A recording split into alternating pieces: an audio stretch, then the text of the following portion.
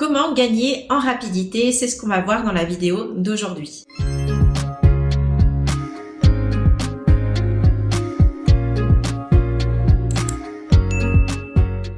Si tu ne me connais pas, je m'appelle Chloé, je suis prothésiste ongulaire depuis plus de 5 ans. Et il y a 5 ans, je mettais en moyenne entre 4 à 6 heures par prestation. Et à l'heure d'aujourd'hui, je suis passée à une moyenne de 1h15 à 2h30. Donc ça fait un sacré changement de timing. Dans cette vidéo, je vais te révéler les conseils qui m'ont permis de gagner en rapidité et surtout en confiance en moi. La première chose à faire, c'est de rester focus. Lorsque tu as ta cliente en face de toi, on a tendance à beaucoup parler et en soi, la cliente, tu peux la faire parler, mais toi, ton but, ça va être de rester focus sur ses mains. Tu ne dois jamais relever la tête sur son visage. Tu dois connaître ses mains, mais pas son visage. Attention, je ne dis pas qu'il ne faut pas parler avec ta cliente.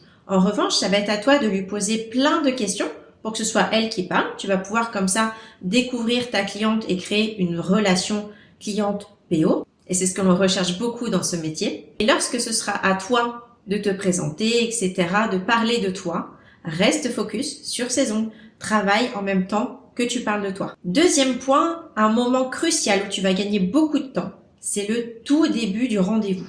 Au début du rendez-vous, on a tendance à accueillir la cliente, comment ça va, patati patata, et c'est à ce moment-là qu'on perd du temps. En fait, quand ta cliente arrive, tu lui dis bonjour, tu la fais s'installer à ta table, et c'est à ce moment-là que la prestation, elle commence. On ne perd pas de temps. Pour gagner ce temps précieux, je vais te conseiller de donner tout de suite les nuanciers à ta cliente, et comme ça, tu commences la préparation de ses ongles en même temps qu'elle choisit. Tu lui dis, écoute, je te donne les nuanciers, le temps que je fasse la préparation, tu as le temps de choisir la couleur qui te plaît.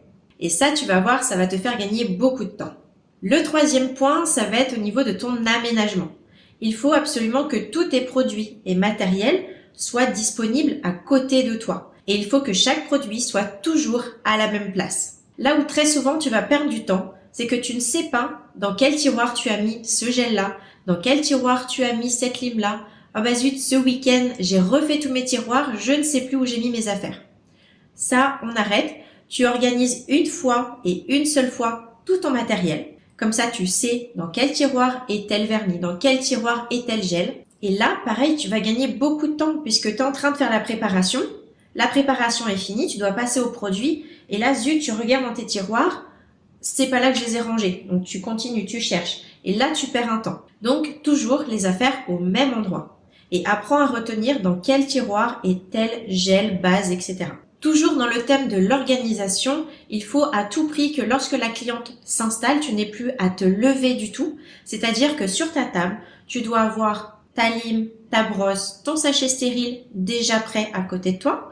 Tu dois avoir ton masque et tes gants prêts à être mis. Les lampes doivent être allumées, tout doit être branché et tes nuanciers à proximité. Idéalement, il faut que tu saches ce que ta cliente souhaite faire. Imaginons que ta cliente souhaite une French, par exemple.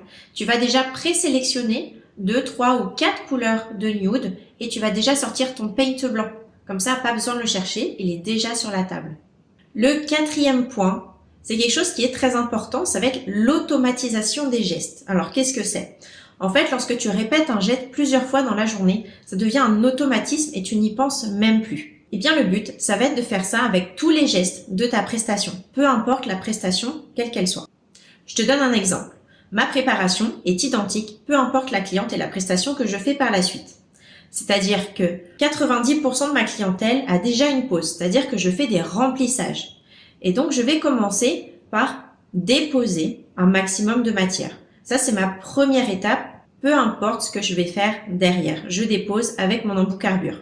Ensuite, je passe mon embout emery pour commencer à préparer la plaque et lisser le tout. Et ensuite, je passe au cuticule. Embout flamme, d'abord à droite, puis à gauche. Je fais ça sur les 10 doigts et je fais ça, peu importe la cliente et les cuticules. Je prends mon embout à cuticule. Alors, parfois, ça change. Ça peut être un embout flamme, ça peut être un embout tulipe, un embout olive, etc. Mais je fais toujours d'abord à droite, puis à gauche. Le point numéro 5, ça va rejoindre un petit peu tout ce qui est organisation. C'est-à-dire que tout ce qui peut être prêt à l'avance, il faut le préparer. Par exemple, mes chablons ne restent jamais sous forme de rouleau. je les découpe tous et je les mets dans un petit pot. Ce pot, je le range dans un tiroir. Comme ça, je n'ai plus qu'à tirer le tiroir, attraper mes chablons, les poser sur la table et c'est parti. Je n'ai pas besoin de prendre le rouleau, de le dérouler, de couper le chablon. Ça, c'est une perte de temps puisque après ton rouleau, il est un petit peu défait. Tu vas le laisser poser sur la table. Ça va t'embêter, ça va prendre de la place. Donc, découpe tes chablons. Pareil, si tu achètes les rouleaux de coton, tu les prédécoupes, tu les enlèves. Et donc moi, quand j'utilisais ce genre de coton en rouleau, j'ai acheté un grand bocal, un pot à bougies, et je remplissais ce bocal que je laissais constamment sur ma table. Comme ça, j'ai juste à prendre mon coton, le cleaner pompe qui est juste à côté. Je ne perds pas de temps, tout est à côté. Je n'ai même pas besoin de regarder où c'est. J'attrape mon coton, je mets un coup de pompe de cleaner et j'essuie les ongles de ma cliente. Pareil pour les limes qui sont toutes neuves. Donc, comme tu le sais, pour chaque cliente, il faut utiliser une lime neuve. Et donc, le désavantage d'une lime neuve, c'est qu'elle lime très fort et souvent les coins, ils sont tranchants et c'est là que tu risques de blesser ta cliente. Donc, à l'avance, tu prépares 10, 20, 30 limes, tu ponces en fait tous les rebords de ta lime et comme ça, tes limes, elles sont prêtes à l'emploi. Le 6e point, c'est apprends à connaître tes produits. En général, quand on débute, on va acheter un petit peu au hasard. Tiens, je vais prendre ce gel-là parce que cette youtubeuse, elle en a parlé, il a l'air bien, il est beau, j'aime bien la couleur. Et tu vas choisir un autre gel d'une autre marque parce que pareil, il y a une Instagrammeuse qui en a parlé, il a l'air vraiment chouette, elle a plus de décollement, donc je prends ça. Ok. Donc maintenant, tu te retrouves avec 2 gels. Ils sont beaux, ok, tout le monde en parle, ils sont géniaux. Et toi, t'arrives pas, il y a toujours un décollement sur 1, 2, 3, 4 clientes. Et tu te dis, bah, c'est pas normal, c'est ton ongle qui va pas. Non, ce n'est pas l'ongle de la cliente qui ne va pas. C'est tout simplement le choix du gel ou de la base qui ne correspondent pas à la cliente. Et donc, il faut que tu apprennes à connaître tes gels et tes bases puisque tu vas avoir des bases solides, des bases flexibles. Et pareil pour les gels. Tu auras des gels qui sont solides et des gels flexibles. Pour connaître tes produits, je te conseille d'aller voir ma formation gratuite sur les produits. Le lien est en description. Et comme ça, tu pourras faire le test des petites bandelettes. Et en fait, sur tes pots et tes bases, tu mettras une petite étiquette. Par exemple, moi, c'est ce que je fais avec un plus. Ça veut dire que c'est solide. Et si c'est un moins, ça veut dire que c'est flexible. Et comme ça, je n'ai pas de questions à me poser. Pareil sur mes nuanciers, je mets le nom du gel et je mets plus ou moins. Comme ça, la cliente, je lui donne le nuancier. Je connais sa nature d'ongle. Je lui dis, écoute, tu as le droit de choisir un gel parmi les plus, par exemple.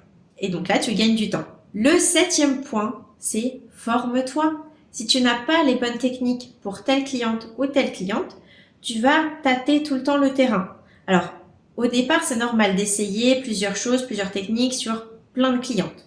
Mais lorsque tu suis une formation, tu vas avoir une ligne directrice de ce qu'il faut faire, à quel moment.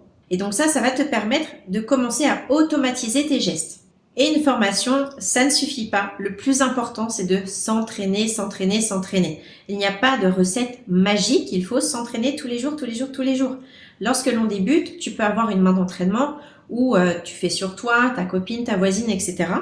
Mais quand on débute, il faut s'entraîner tous les jours pour ne pas perdre la main. Et le 8e et dernier point qui est le plus important, c'est ne te compare pas. Personne n'est identique. Par exemple, moi sur une cliente, je vais faire un gainage en 1h15 avec parfois même une French. Donc manucurus, gainage, French en 1h15. Et je peux réaliser exactement la même chose sur la même longueur, la même forme et je peux mettre 2h30. Tout simplement puisque ce n'est pas les mêmes mains, c'est pas les mêmes cuticules, c'est pas la même forme d'ongle au départ. Ce n'est pas forcément les mêmes couleurs. Mais donc, ne te compare jamais. Tu peux te comparer à toi-même, noter ton évolution, mais ne te compare pas aux autres. Ton travail sera différent de quelqu'un d'autre. Tu n'as pas forcément les mêmes objectifs que ta voisine. Donc, à la rigueur, note-toi les temps que tu mets actuellement. Comme ça, tu verras ton évolution. Mais ne compare pas tes temps à celles de ta voisine. Peut-être que ta voisine, elle a 10 ans d'expérience. Peut-être que l'autre voisine qui est un petit peu plus rapide, mais qui a moins d'expérience que toi, elle ne fait pas forcément les mêmes techniques. Et donc, mon dernier conseil, c'est ne cherche pas à faire tout trop vite. Parfois, il vaut mieux perdre 10 minutes à bien parfaire les cuticules parce que ton étape numéro 1, elle était moyenne, tu vois, qu'il y a encore des petites peaux qui dépassent. Tu as envie de revenir dessus? Reviens-y. Le but, en tant que prothésiste angulaire, ça va être de fidéliser ta clientèle.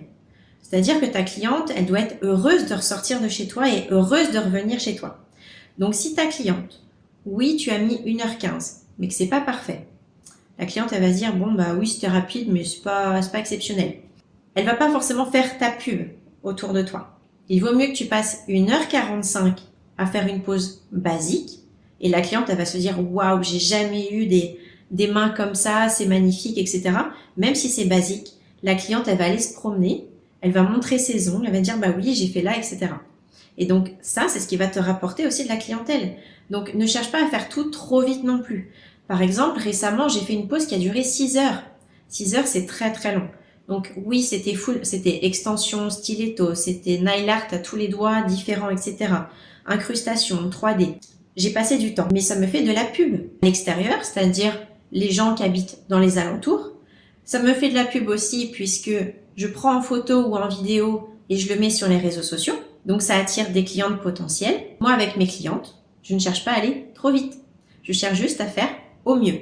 Donc si je dois mettre un petit peu plus de temps, je mets un petit peu plus de temps. Dès qu'elle arrive, je lui dis, écoute, au vu de tes mains, de tes cuticules, etc., je pense que je mettrai 2h30 sur toi. Est-ce que ça te convient? Oui, ok, et ben c'est parti. C'est la fin de cette vidéo. J'espère que mes 8 astuces vont t'aider. N'hésite pas à me dire en commentaire les erreurs que tu fais actuellement et ce que tu vas changer. Et sur ce, si tu as des questions, n'hésite pas à me les poser en commentaire et on se dit à bientôt.